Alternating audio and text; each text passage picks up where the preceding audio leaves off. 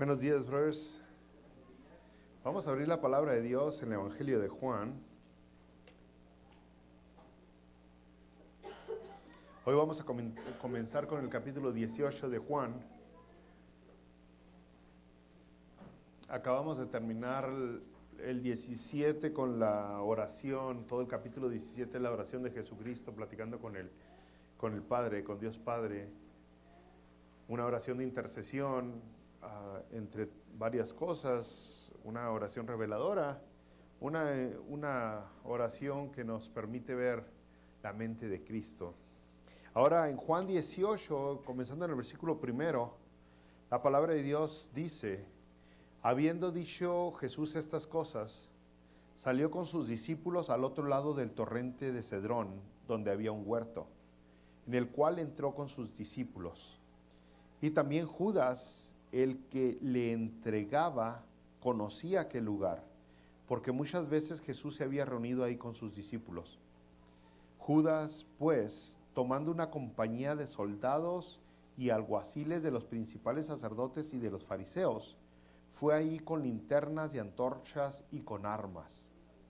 Pero Jesús, sabiendo todas las cosas que le habían de sobrevenir, se adelantó y les dijo: ¿a quién buscáis? Le respondieron: a Jesús Nazareno. Jesús les dijo: yo soy. Y estaba también con ellos Judas, el que le entregaba. Cuando les dijo: yo soy, retrocedieron y cayeron a tierra. Volvió pues a preguntarles: ¿a quién buscáis? Y ellos dijeron: a Jesús Nazareno. Respondió Jesús: os he dicho que yo soy, pues si me buscáis a mí, dejad ir a estos, para que se cumpliese aquello que había dicho: de los que me diste no perdí ninguno. Entonces Simón Pedro, que tenía una espada, la desenvainó e hirió al siervo del sumo sacerdote y le cortó la oreja derecha. Y el siervo se llamaba Malco. Jesús entonces dijo a Pedro: mete tu espada en la vaina, la copa que el Padre me ha dado, ¿no la he de beber? Así que, según Juan, después de que Jesucristo hubo orado, ahora empieza a caminar, ahora empieza a avanzar hacia otro lugar. Y el primer versículo dice: habiendo dicho esto, habiendo dicho Jesús estas cosas, la oración, salió con sus discípulos al otro lado del torrente de Cedrón. El torrente de Cedrón, o el arroyo de Cedrón, si usted quiere. Un torrente porque cuando llueve lleva mucha agua, pero cuando no llueve está seco. Y este torrente, este arroyo de Cedrón tiene mucha historia. Si usted fuera a la Biblia se va a dar cuenta que tiene mucha historia. Ese torrente, ese arroyo fue el que David, cuando iba huyendo de su hijo lo traicionó, su hijo Absalón, y le quiso robar el reino. Y entonces el rey David tuvo que huir con sus seguidores y tuvo que cruzar ese torrente para huir de su propio hijo, ¿no? Entonces aquí está Jesucristo ahora cruzando el torrente también de Cedrón, pero en lugar de huir, Jesucristo se está acercando hacia los traicioneros, ¿no? El mismo traicionero Judas, en lugar del Absalón. Esa historia está en 2 Samuel capítulo 15, si usted después lo quiere leer, ¿no? Ahí también, pues, nos recordaría algo de nosotros mismos, los hijos, que hemos traicionado a Dios varias veces por diferentes cosas, a veces por dinero, a veces por placer o por otras cosas, pero sería algo bueno, ¿no?, que recordar que la traición no nomás vino de Judas o de Absalón sobre su padre David, sino muchas veces ha venido de nosotros mismos, que hemos dejado a Dios, a Jesucristo, a nuestro Salvador, nuestro Redentor, nuestro Creador, por cualquier otra cosa. Entonces dice aquí: donde había un huerto, en el cual entró con sus discípulos. Si usted recordará los otros evangelios, Mateo 26, Marcos 14, nos dicen el nombre de ese huerto: es el Getsemaní. El Getsemaní, un odre de olivo, odre de aceite. Versículo 2, también Judas, el que le había entregado, conocía aquel lugar, porque muchas veces Jesús se había reunido ahí con sus discípulos. Entonces podríamos hacernos la pregunta, ¿por qué Jesucristo fue al huerto del Getsemaní? Y sería, bueno, pues posiblemente porque no tenía dónde ir, Jesucristo no tenía casa. Si usted recordará, ya en el final del capítulo 7 y el capítulo 8, dice que toda la gente se fue a su casa, pero dice, y Jesucristo se fue al monte de los olivos. Dice, todos se fueron a su casa, pero Jesucristo se fue al monte de los olivos. La palabra de Dios, Jesucristo mismo nos había dicho en Lucas 9 y en Mateo 8:20, que las zorras tienen guaridas y las aves del cielo nidos, mas el Hijo del Hombre no tiene dónde recostar la cabeza. Entonces era un lugar donde iba muy seguido Jesucristo. No tenía casa, no tenía lugar. Era un lugar donde él hallaba lo que necesitaban. Ahora, cerca de ahí, a solo 2 millas, estaba la casa de sus amigos. Usted recordará, hacía poquito, hacía unos días que había resucitado Lázaro. Y ahí estaba, un par de millas, estaba la casa de María, Marta y Lázaro. Pero es posible que si Jesús quería ese tiempo para orar, ese tiempo sin distracciones, iba a quedarse en el huerto de los olivos en lugar de ir a una casa donde iban a estar encima de él constantemente. Entonces posiblemente ahí podríamos ver que hallaba la privacidad en el huerto y no la encontraba en la casa de sus amigos. Pero dice el versículo 2, también Judas, el que le entregaba, conocía aquel lugar. Y le hace énfasis en esta sección que leímos, si usted vio 2 veces mencionó a Judas, el traidor, el traicionero. 2 veces le hace énfasis a Judas en este momento y dice que Judas conocía aquel lugar. Entonces más bien asumiríamos que Jesucristo sabía que Judas iba a irlo a buscar ahí. No estaba huyendo de Judas, sino estaba yendo a un lugar donde Judas estaba familiarizado, a donde Judas podría encontrarlo fácil. ¿Se acuerda? Jesús acaba de decir, la hora ha llegado. Entonces él no estaba intentando huir ya ahora se llegó. Entonces posiblemente que esa era la cosa más, la idea o más práctica o más fácil de concluir, que Jesucristo fue el lugar donde Judas lo iba a encontrar fácil con el resto del ejército que lo acompañaba. En el capítulo 13 de Juan, cuando comenzó la plática después de la cena, la última cena, Jesucristo le dijo dice en el capítulo 13, versículo 27, después del bocado, Satanás entró en él, en Judas. Entonces Jesús le dijo, lo que vas a hacer, hazlo más pronto. Entonces recordará, Jesucristo le está dando carrilla a Judas, órale, ya es tiempo, ya velo hacer. Y por eso ahora vemos que Jesucristo va a un lugar donde Judas lo podía encontrar. Versículo 3 de Juan 18, Judas pues, ahí está otra vez el nombre de Judas pues, tomando una compañía de soldados y alguaciles de los principales sacerdotes y de los fariseos, fue allí con linternas y antorchas y con armas. Pero Jesús, sabiendo todas las cosas que le habían de sobrevenir, se adelantó y les dijo, ¿a quién buscáis? Tal vez usted se imagina pocas gentes las que fueron a arrestar a Jesucristo, pero son varias docenas, si no es que cientos de personas que fueron a arrestar a Jesucristo. Aquí está la palabra, dice Judas, tomando una compañía de soldados. Esa palabra compañía, en el griego original es la palabra sperian, que es una cohorte. Tomando Judas una cohorte de soldados. Si usted recordará, hablando un poquito de cómo estaban organizados el ejército romano, por ejemplo, el ejército romano tenía la centuria, y la centuria tenía entre 80 y 100 hombres que estaban comandadas por un centurión. Pero el siguiente nivel eran los cohortes, que solían tener 6 centurias, o sea, unos 600 hombres. Unos 600 hombres. Y esa es la palabra que aquí se usa, que Judas tomó una cohorte. Son 6 centurias que agarró Judas. Si es que a eso se refiere, no hay otra palabra para cohorte, ¿no? Entonces está hablando de unos 600 soldados que fueron a arrestar a Jesucristo. Y todos iban armados, más sacerdotes, escribas, fariseos, y llevaban linternas, antorchas y armas. un montonal de gente. Iban armados hasta los dientes. ¿Por qué? Pues porque esperaban resistencia. Jesucristo era muy popular. Fueron de noche, no fueron de día a arrestarlo. Lo pudieron haber arrestado en el templo, estuvo varias ocasiones, venía del templo Jesucristo. Pero no fueron de noche y fueron un montón de gente.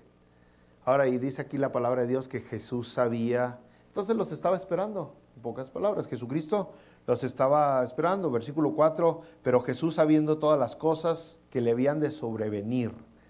Jesús sabiendo todas las cosas, otra vez no lo agarró de sorpresa, como nunca hay algo que agarra por sorpresa a Dios. Jesucristo sabía lo que estaba a punto de pasar y lo había sabido desde siempre, desde antes de la creación del mundo. Jesucristo sabía que iba a llegar este momento, desde antes de que llamara a sus discípulos, desde Génesis 3, cuando la Biblia habla de que la semilla de la serpiente iba a golpear en la cabeza, perdón, la semilla de la mujer iba a golpear en la cabeza a la serpiente. La palabra de Dios habla bien claro desde Génesis 22, el sustituto de Isaac iba a ser Jesucristo. O sea, toda la palabra de Dios habla de este sacrificio que estaba Jesucristo a punto de hacer. Isaías 53 lo menciona de una manera tan clara, con lujos de detalle. Y Isaías 53 fue inspirado por el Espíritu Santo, que es Dios. Entonces Jesucristo lo sabía desde siempre, sabía todas las cosas que habían de venir.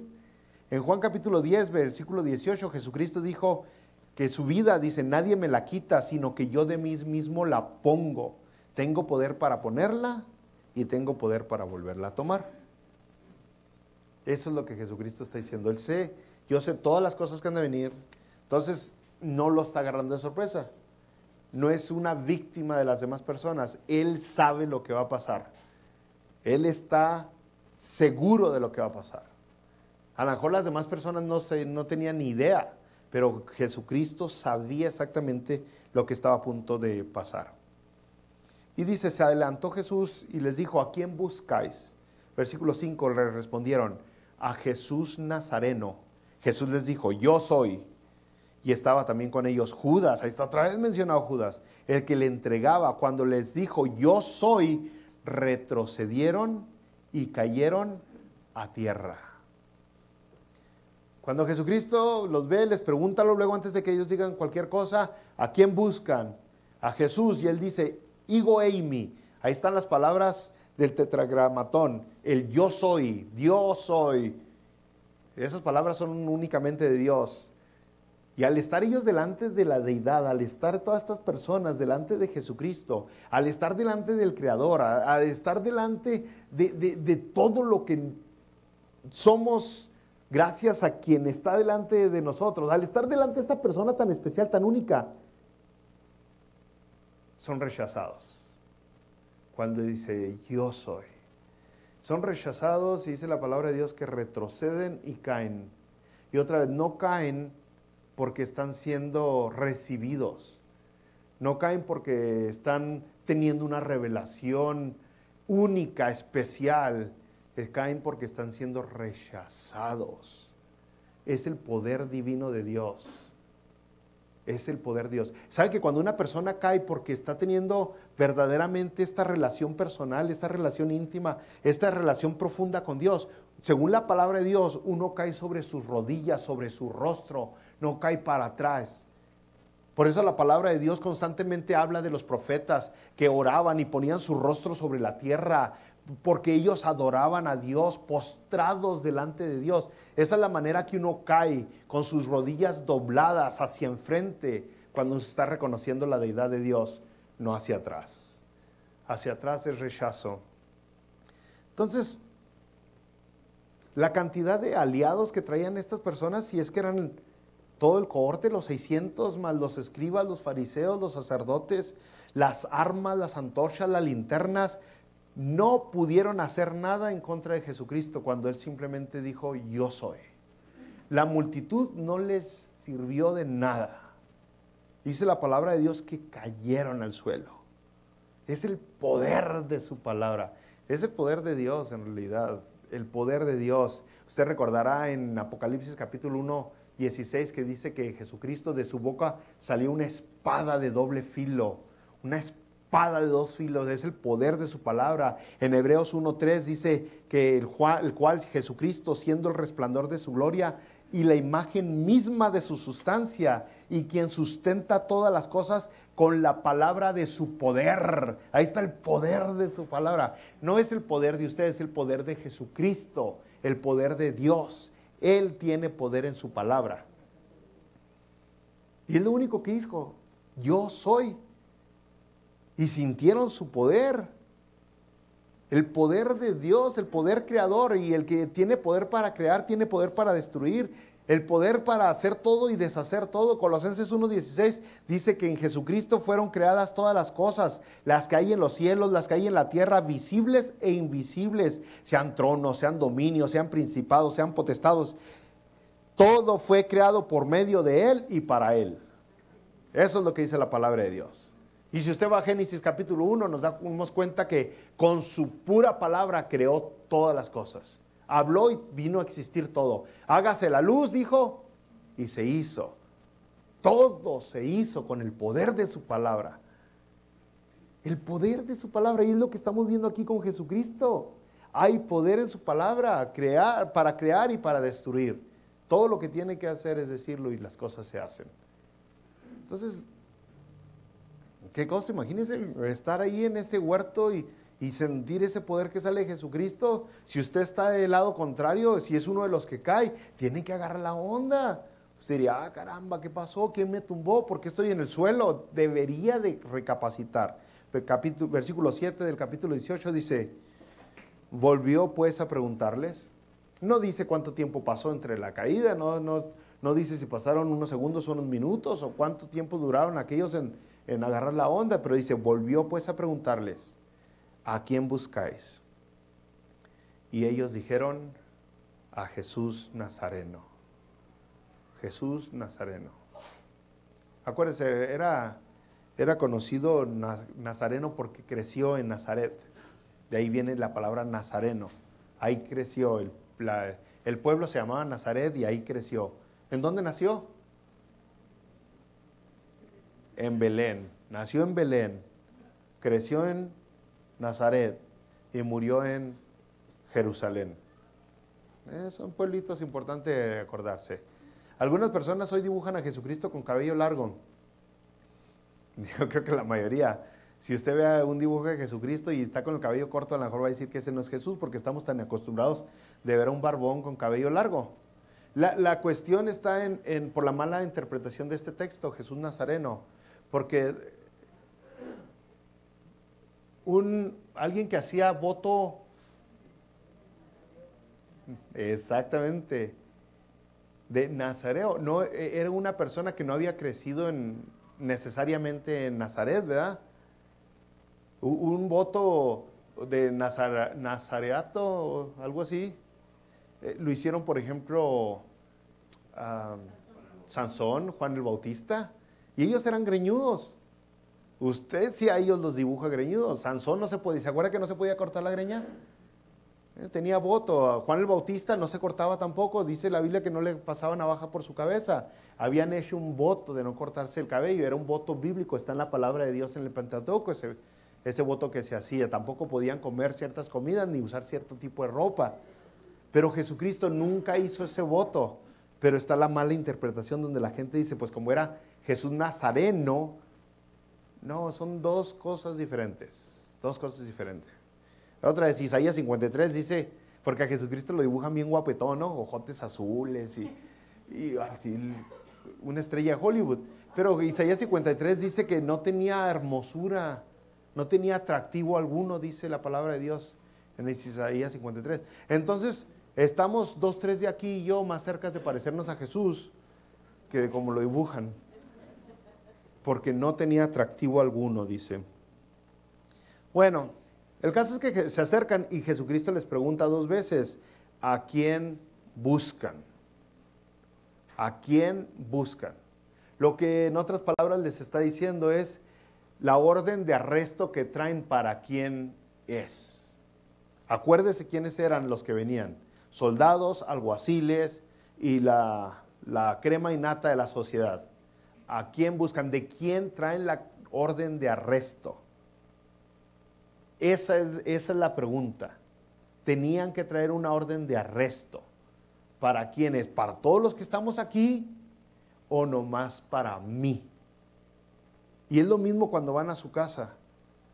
Yo me acuerdo, desde años yo escuché que eso de la orden de arresto, me acuerdo en mis años de miedo, porque si llegaba el limón a la casa, usted me entiende lo que le digo, ¿no?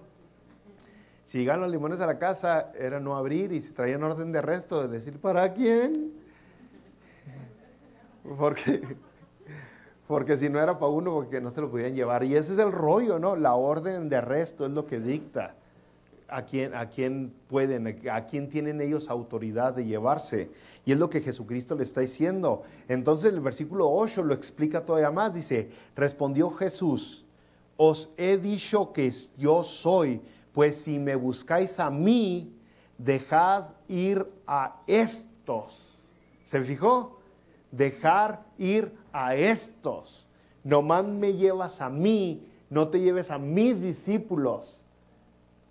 Anteriormente, en el capítulo anterior, el capítulo 17, vimos que Jesucristo está intercediendo por los suyos, por nosotros.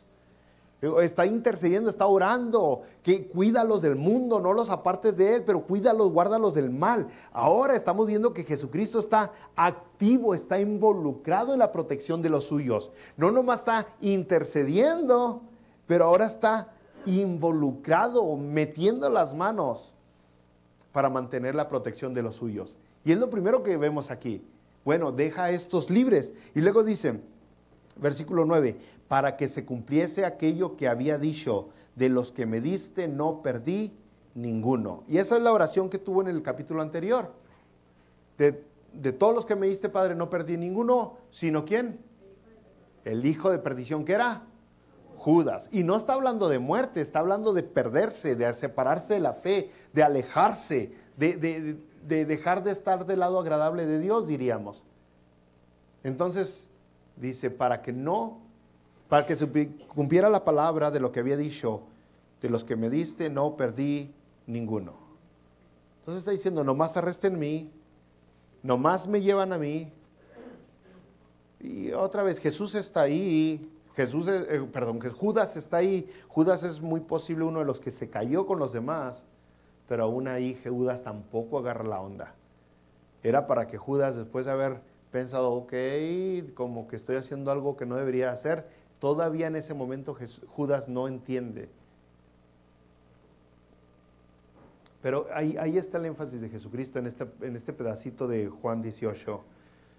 Deja ir a estos.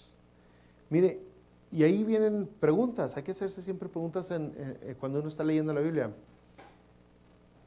Preguntas que a lo mejor involucran mucha hipótesis, ¿no? Por ejemplo, ¿qué hubiera sucedido si también se llevan arrebatados a los otros 11? ¿Qué pasaría si los discípulos de Jesucristo, hubieran pasado lo mismo que Jesucristo pasó? ¿Cuántos de ellos hubieran mantenido la fe? ¿Se acuerdan? Nomás se llevaron a Jesucristo y todos ellos les entró miedo y dudaron. Pedro hasta lo negó 3 veces. Y ellos no estaban sufriendo en carne lo que Jesucristo estaba sufriendo. ¿Qué hubiera pasado si sí hubieran sufrido en carne lo que Jesucristo sufrió? ¿Qué tanto hubiera aguantado su fe? ¿Qué tanto hubiera resistido la confianza que tenían en Jesucristo? Aquí dice para que Jesucristo los protegió para que se cumpliese lo que había dicho, de los que me diste no perdí ninguno.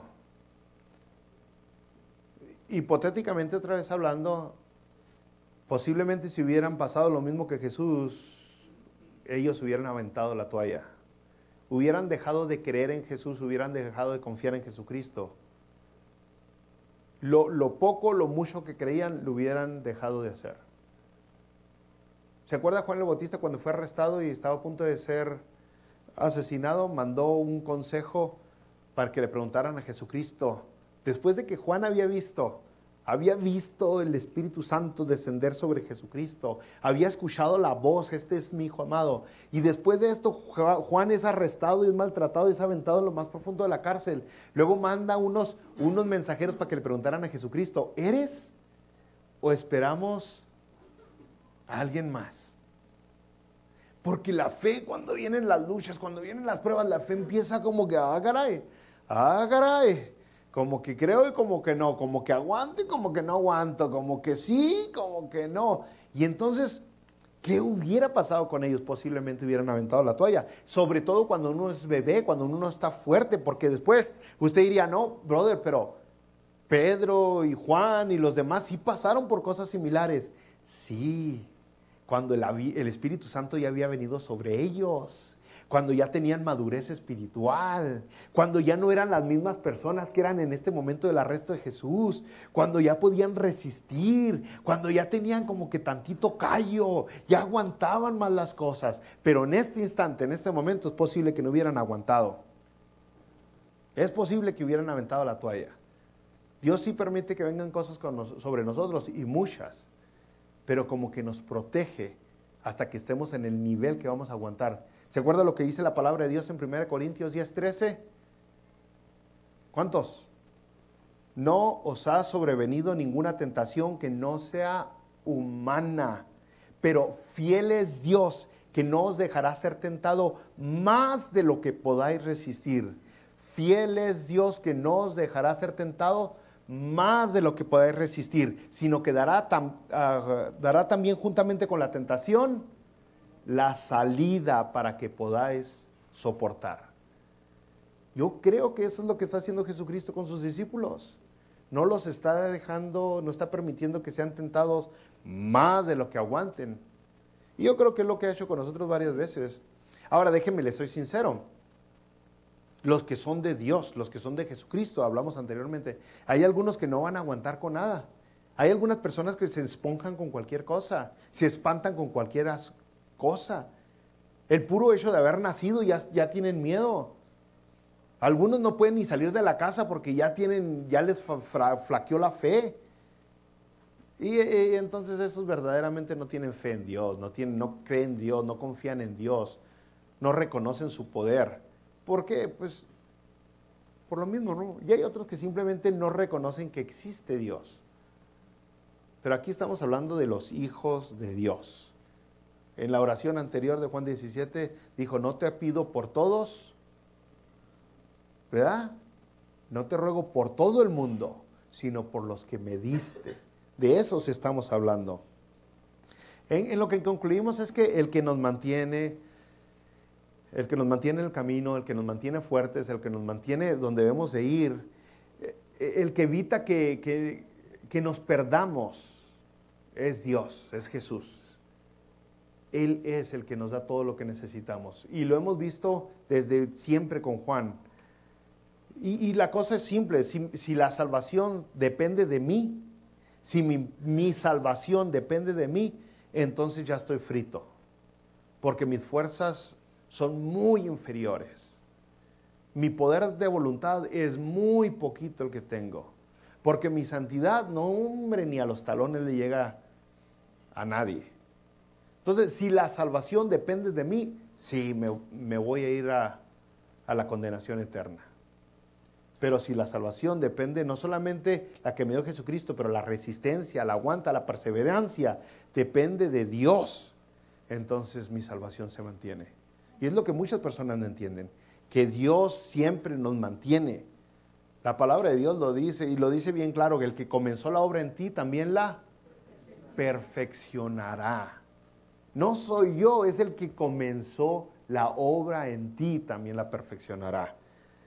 Entonces, es por eso que debemos entender, Jesús intercede por ti y gracias a eso me mantengo en el camino. Jesús te protege, por eso te mantienes en el camino. Jesús mete las manos por ti, por eso estás en el camino.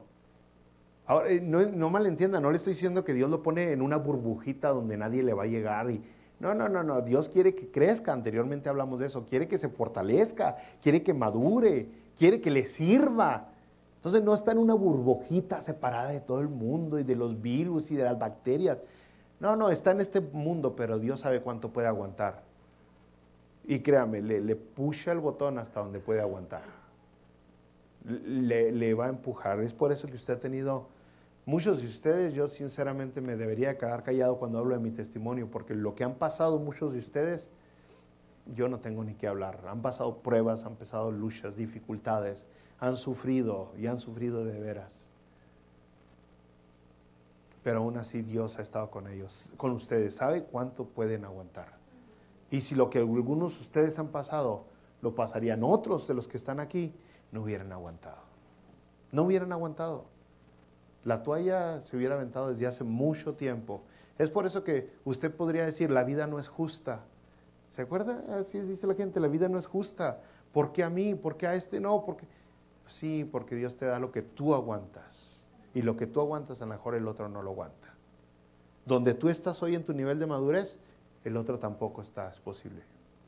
Es por eso.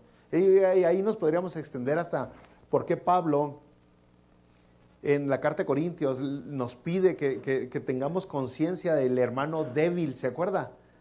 Cuidado con lo que comas por el hermano débil, tu libertad no venga a ser tropezadero para otros. Es por el nivel de madurez que tenemos unos y otros, ¿no? Entonces que Dios no solo nos dice que vamos al cielo, Él nos lleva hasta el cielo, Él se asegura que lleguemos allá, está activo en nuestras vidas, logrando lo que de nuestras propias fuerzas es imposible lograr. De nuestros propios medios no lo podemos conseguir. No hay manera.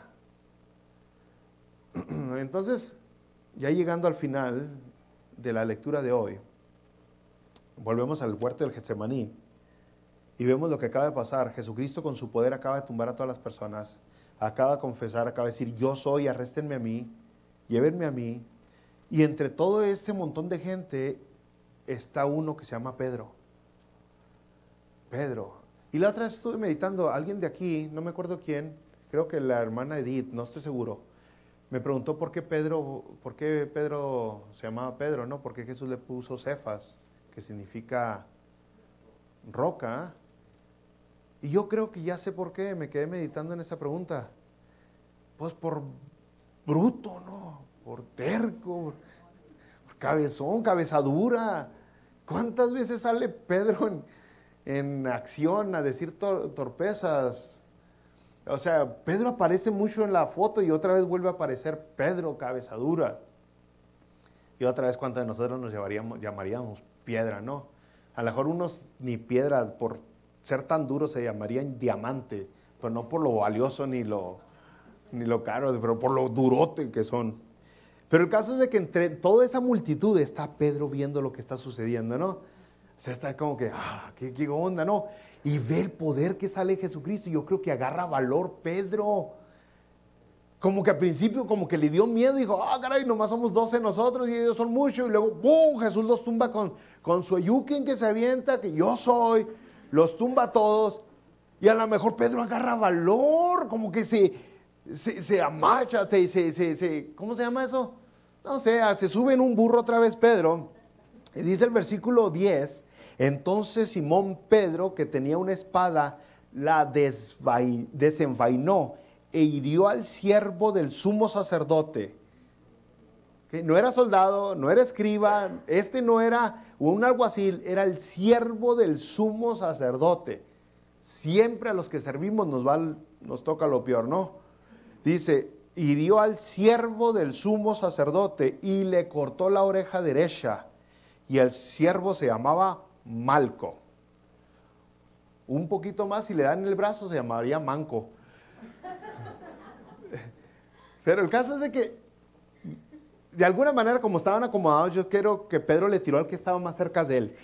Luego, rápido, vamos a machetazos aquí. Pero también yo pienso que Pedro le tiró a la cabeza. O sea, al cuello. Que salga volando la cabeza.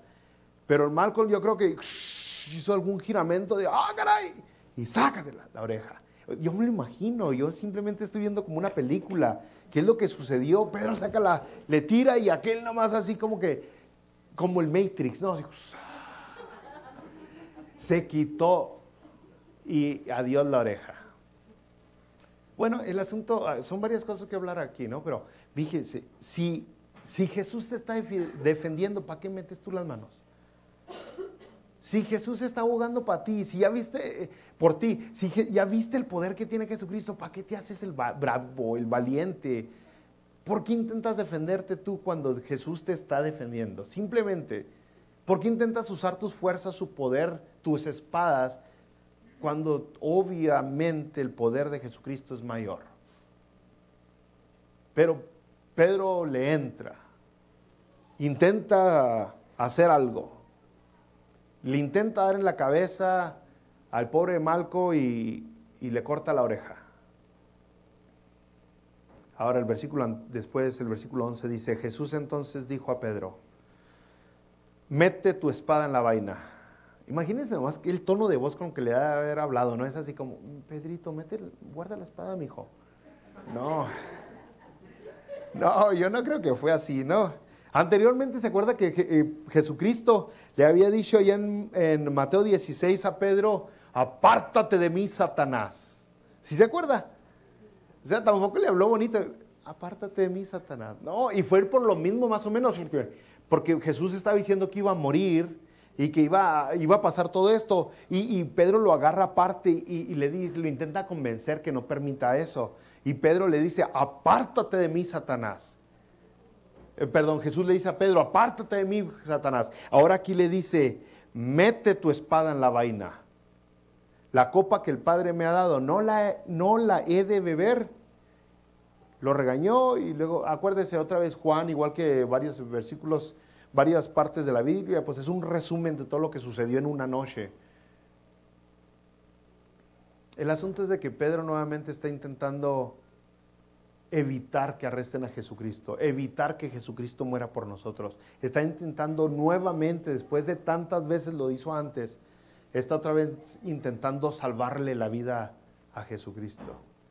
Y Jesucristo le dice, la copa que el Padre me ha dado, ¿no la he de beber? Nuestro pensamiento, Dios nos dio un intelecto muy bueno a los humanos, un intelecto que no le dio a ninguna otra criatura. A ninguna otra criatura. El nivel de racionamiento que tenemos, de conciencia propia, el nivel que tenemos nosotros, es asombroso. Aún así no le llega ni a los talones otra vez a Dios. Los planes de Dios son perfectos. Desde nuestro punto de vista nosotros vemos y decimos, como que no, como que sería mejor, Dios, que me contestaras esta oración de esta manera. Sería mejor que se hicieran las cosas como yo creo. Pues necesitamos entender siempre, no, los planes de Dios son perfectos. ¿Sabe? Usted recordará que Dios llega un momento donde platica con Job, allá en el libro de Job, y le dice Dios a Job, ¿a quién le he pedido consejo? ¿A quién le he pedido consejo? Porque Job le está reclamando y luego le dice, ¿dónde estabas tú, Job, cuando puse los fundamentos de la tierra? ¿Dónde estabas? No existías, no existías. O sea, Dios siempre ha hecho todas las cosas y las ha hecho perfectas. Y si Dios planeó que esto sucediera con Jesucristo, que eso sucediera con su propia vida, es porque era lo correcto. Y es lo mismo en nuestras vidas, porque puede ser que estemos pasando cosas ahorita que queramos sacar la espada y mochar orejas. No, entienda, es el plan perfecto de Dios. Yo quisiera que suceda esto. Desde donde lo estoy viendo, Dios, yo pienso que eso es lo correcto. Pero aún en este instante reconozco que tu sabiduría es sobre todos. Tu conocimiento es sobre todo. Yo siempre voy a poder ver un pedacito de la fotografía, pero tú eres el único que puede ver toda la imagen completa. Así que las decisiones son mejores cuando las toma Dios. Porque Él sabe absolutamente todo lo que está pasando y todo lo que va a pasar. Así que no seamos como Pedro, no seamos tercos, necios o testarudos. Mejor dejemos que las decisiones las siga tomando Dios.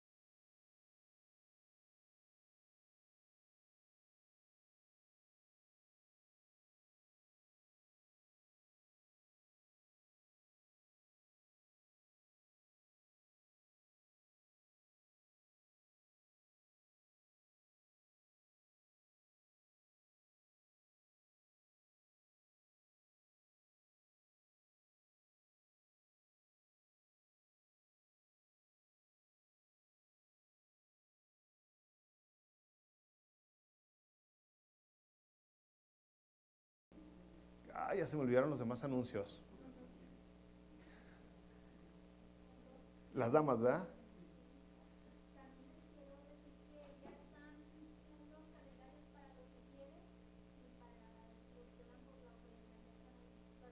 Ok, hermanos, escucharon.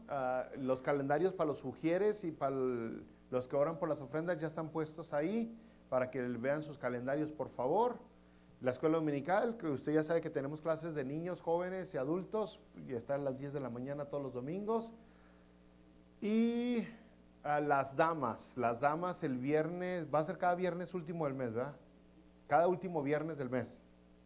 Así que las damas los viernes a las, ¿qué horas quedamos? A las 7. Así está mejor a las 7, así no nos equivocamos. Viernes último del mes a las 7 de la tarde aquí la femenil se reúne. Que ya nos aventamos febrero. Wow, ya se acabó febrero. Muy bien. Ok, entonces el viernes que viene, aquí están a las 7, por favor. No niños, no esposos, no haber cuidado de ni esposos. Así que nadie le va a cuidar a su esposo. Así que por favor afuera, ni va a haber para que los niños se anden corriendo, nada. Va a ser un momento donde las hermanas van a tener un tiempo con Dios, ¿no? ¿Ok? Muy bien. ¿Y algún otro anuncio que se me escape, hermanos? ¿No? Naney. ¿No? ¿Sí? Gracias, hermano. Eso. Ahí hay una casita, una iglesita de fondo de benevolencia. Lo que estamos haciendo nuevamente, después de mucho tiempo, estamos levantando fondos para ayudar a alguien dentro de la iglesia cuando esté en necesidad, ¿ok? Así que antes de que llegue esa necesidad, ya tener los fondos, ¿sí me entiende? Así que si usted tiene $10 que quiere ayudar a esa persona que va a batallar